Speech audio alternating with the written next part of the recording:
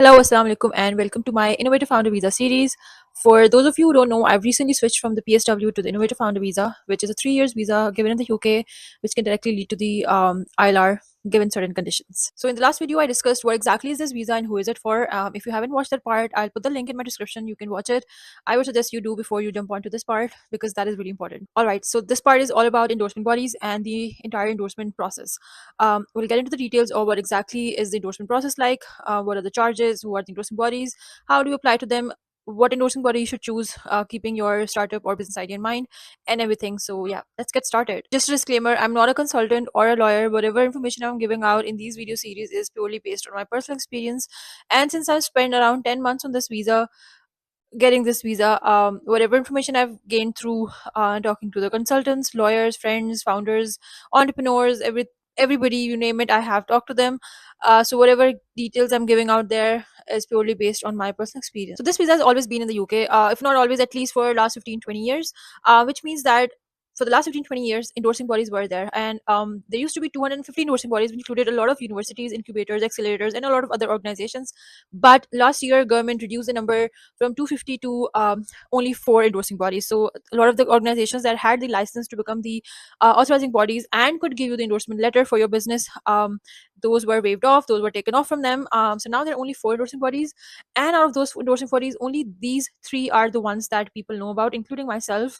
So you'll hear people applying to one of these endorsing bodies. The fourth one, I'm not really sure, so I will not be getting into the details of it. Before applying for this visa, you need to have an endorsement from any of these 3 endorsing bodies. The second step of your Innovator Founder Visa journey is that after you had a business idea and you've made a business plan, based on whatever business idea you've had, you apply to one of these endorsing bodies with your business plan. And if they like your business plan and they assess you on the 3 mandatory requirements that we discussed in the last video, but let me just repeat them again. Your idea needs to be innovative, it needs to be scalable, it needs to be viable. If your idea fulfills all these 3 conditions, one of these endorsing bodies you apply to would give you the endorsement letter, which is your key to the Innovator Founder Visa. Out of these 3 endorsing bodies, which endorsing body should you choose for your startup or your endorsement? This is a very technical question and a very tricky question. It entirely depends on the type of startup that you have. When I was starting my journey, I talked to a lot of people and I took their opinions and the suggestions. And from those, what I concluded is that if you have a business or a startup that is towards sustainability, is addressing an environmental issue, or is non-tech, you should definitely be applying with UKES. And UKES is the same body that I apply with. So yes, my business is also non-tech. If you have a business which is very capital intensive, maybe, or which is very tech intensive, then I think you should be going with investors or innovator internationals. Honestly speaking, it doesn't really matter. The only thing that matters is that if you go with an endorsing body that directly does not, I mean, they do have the authority to assess you, depending on whatever business type you have. The standard time endorsing bodies take to process your application is around 4 weeks. Well, that's what's written on their website. But from what I've heard is that investors and innovator internationals are taking slightly more because of the backlog and a lot of applications coming their way. However, with UK, yes, I've had amazing experience. My decision came exactly on time. I think around 21 days. I was first sent an email for an interview, and then after the interview, exactly in about 2 days, I was given the good news. Okay, so what should the business plan structure look like when you're applying for your endorsement? To be very honest, there's not a single standard structure that everybody follows. Every founder has their own business plan structure. You can simply Google the structure as well. How should a business plan look like? But I would suggest that you go to the website of these endorsement bodies. They have strictly written down under the Innovator Founder Visa that these are the requirements, these are the things they are looking for in your business plan.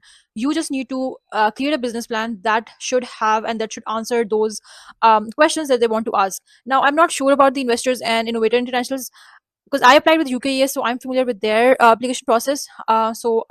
I'll just talk about that. However, with investors, I've heard is that you apply with a business plan, but you also have to make a presentation of some sort. But I'm not sure, so I will not be getting into any details. With UKES, you submit with your business plan. So when you apply there, you go to their portal, you click on the Apply Now button, you submit your business plan first, you submit your financial plan first, and then there are a set of 10 questions. Those 10 questions are basically exactly from your business plan, so it's nothing new. So those 10 questions basically ask you the crux of what exactly is your business plan. They would ask you what exactly is the innovation in your business plan, or your business idea. What exactly and why exactly is your business scalable? How are you a good founder? What are the qualities that you have that you think are what are essential for your business? So, I mean, these are type of typical 10 questions that they ask you. These are standard questions. I answered these questions. My co-founder answered these questions. So make sure that these answers align exactly with what you've written in your business plan because it really matters. Once you've applied with the UKES, this is the kind of email that you get once your processing time starts. As it says 21 days, so For me, it did take 21 days. I've seen a lot of people get panic, well, including myself, when they don't get an email or any update from their endorsing body, maybe if they are in the third week of the processing time. But I think that is a good situation. The reason is that when I was in my third week and I did not hear back from my endorsing body, I started asking people questions that how does it happen? Is it a good thing? Is it a bad thing? And a lot of people who've gone through the process told me that if they are to send you a rejection, you will ideally be getting rejection in the first or the second week of your processing time, which means that if you've crossed that time and you're in third week, that means your proposal has some potential and they're actually considering it. All right. So the first part of the endorsement journey is your business idea or your business plan getting approved. Once it is approved, you are then invited for the interview, and that is standard for all three endorsing bodies. However, in 99% cases, the interview is online. But yes, the 1% chances that you can be asked to meet them in person, which is completely fine, and I think totally okay as well. In my case, my interview was online. So yeah, this brings us to the end of the video. If you have any questions related to the endorsement or the endorsement process, drop them in the comments and I'll answer them in the next video, where we discuss the interview that you have with your endorsing body, the finances involved in the entire process, including the visa cost, the consultant fee, lawyer fee if you need one. So yeah, I'll see you in the next video.